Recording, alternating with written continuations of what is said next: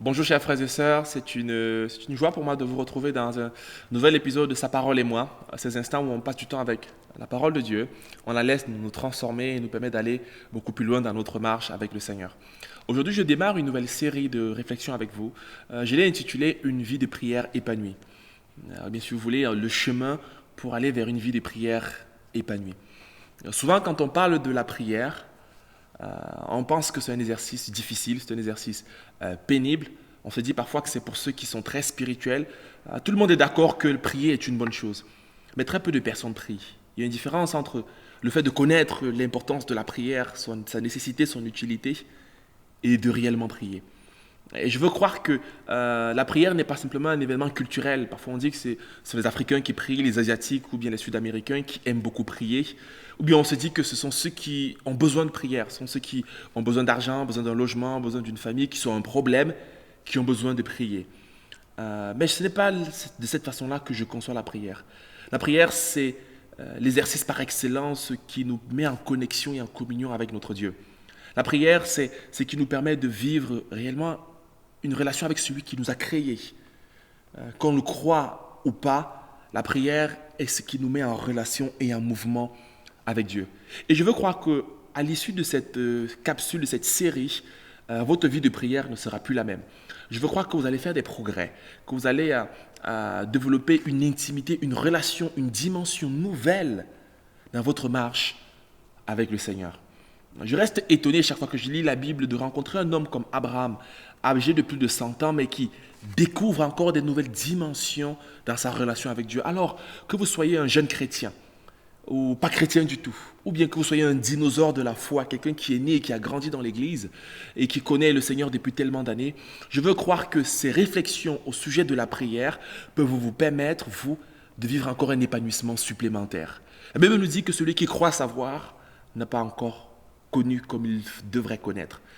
Mais parce que remplis d'humilité, nous sommes toujours prêts à recevoir quelque chose de nouveau et de plus pour notre Seigneur.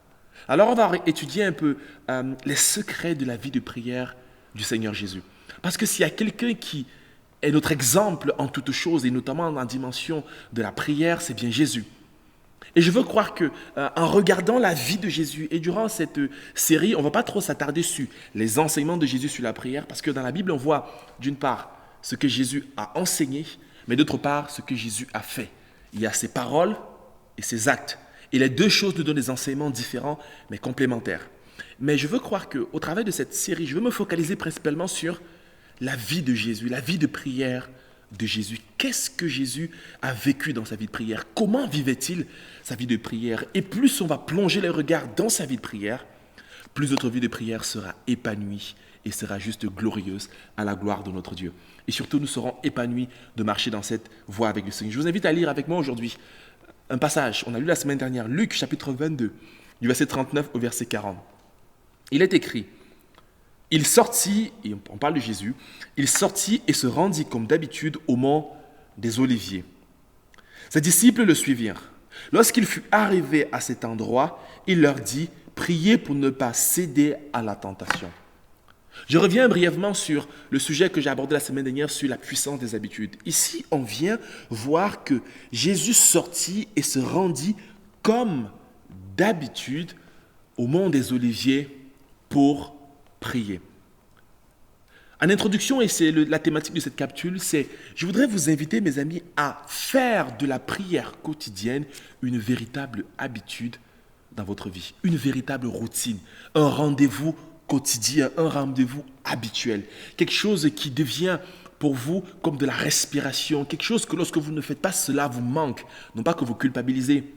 Vous savez, parfois, lorsqu'on n'a pas prié, lorsqu'on n'a pas pris du temps d'étudier ou de faire quelque chose de pieux, on va dire: ah non, on va culpabiliser. Non, c'est juste que ça me manque. Un peu comme lorsque ça fait très longtemps, vous n'avez pas rencontré quelqu'un que vous aimez tellement, parce que cette personne vous a manqué, elle était très loin. De la même manière, ce que le Seigneur Jésus voudrait, c'est que le lieu, le temps de prière devienne un moment où vous puissiez simplement passer du temps avec lui et que cela vous manque réellement. Et c'est là quelques temps, moi j'étais parti en vacances, j'avais repris le sport. Je me suis dit, je vais commencer à courir parce que avec le confinement, j'avais pris un peu de poids et je me sentais beaucoup plus léger. Dès que je faisais un effort, rien qu'infime, je me rendais compte que j'étais essoufflé, j'étais fatigué. Ça fait très longtemps, plusieurs mois, je n'avais pas joué. Et donc en partant en vacances, je me suis dit, je vais me préparer psychologiquement. J'ai commencé tous les matins à me dire, il faut que tu te lèves tous les matins et que tu vas courir. Comme je n'avais pas de chaussures pour courir, je me suis acheté notamment des running pour courir. Et une fois que je les ai achetés, ils étaient tout neufs, j'avais envie de les mettre en plus. Et lorsque je suis sorti le premier matin pour aller courir, quand tout le monde dormait encore chez moi, lorsque j'ai couru 15 minutes, j'ai cru que j'avais fait le marathon de New York. Je vous assure, ces 15 minutes étaient pénibles, c'était difficile, c'était lourd. Mais comme j'étais motivé, j'étais déterminé, j'ai dit non, il faut que je reprenne cette course-là. Et le premier jour, j'ai couru à peine 12 minutes. Quand j'avais une montre connectée qui me disait le temps exact que j'avais couru, il disait que tu as brûlé à peine 140 calories. Donc je me disais, waouh, je croyais que j'avais couru après près de 2 heures, mais quand je regardais ma montre, c'était à peine 15 minutes. J'étais vraiment choqué. Mais lorsque j'ai continué, le second jour, c'était toujours très difficile. Mais après, au fur et à mesure que je continuais, cela devenait de moins en moins difficile. Au point où aujourd'hui, quand je cours, je prends plaisir. Alors, je ne fais pas encore un marathon, je ne cours pas encore pendant 1 heure, mais la façon dont je le vis aujourd'hui est différente de la façon dont je le vivais il y a de cela 1 mois. Et c'est la même chose lorsqu'on démarre notre exercice spirituel, lorsqu'on démarre cette communion avec Dieu. Au début, ce sera difficile. Ne vous y trompez pas. Mais je vous encourage, mes amis, n'abandonnez pas. Recommencez. Plusieurs d'entre vous, vous avez une qualité spirituelle juste énorme. Je connais plusieurs d'entre vous, notamment ceux qui fréquentent notre église. Vous avez une vie de prière qui est juste énorme. Quand vous commencez à prier, je dis waouh! On sent de l'authenticité. On sent comment est-ce qu'il y a quelqu'un qui parle vraiment à son Dieu. On sent que vous avez tous les ingrédients pour vivre une vie de prière épanouie. Malheureusement, vous ne le faites qu'occasionnellement. Vous ne priez que lorsqu'il y a un vrai problème grave. Vous ne priez que lorsque vous avez un projet devant vous. C'est bien de prendre et de remettre ces temps entre les mains de Dieu. C'est des situations qui sont compliquées. Mais ce que le Seigneur voudrait vous inviter, c'est que cette qualité, cette vie de prière, cette semence qui est bonne, cette plante que je vois qui est bonne, ce que le Seigneur aimerait que vous fassiez, c'est que cela devienne une habitude. C'est que aucune journée ne passe sans que vous ayez eu votre entretien personnel avec Dieu. Et je voudrais t'encourager, mon frère, ma sœur. Ne laisse pas une journée sans rencontrer Dieu dans un temps d'intimité avec lui. Ne laisse pas une journée passer sans avoir un temps de face à face avec Dieu. Peut-être tu me diras, j'ai pas de temps. Je me lève très tard et très tôt. En plus, je dois m'occuper des enfants. Je dois aller au travail. Je suis tellement occupé à faire ceci ou à faire cela. Mais mon ami, je veux te dire que peu importe l'occupation que tu as, si tu donnes du temps à Dieu, tu peux être convaincu que ce temps ne sera jamais gaspillé, ce sera du temps investi. Ce sera une semence pour ta journée. Alors développe cette habitude comme Jésus de juste te retirer et d'aller prier. Dans les épisodes suivants, j'aborderai des aspects beaucoup plus pratiques, beaucoup plus concrets concernant comment est-ce que tu peux développer ta vie de prière.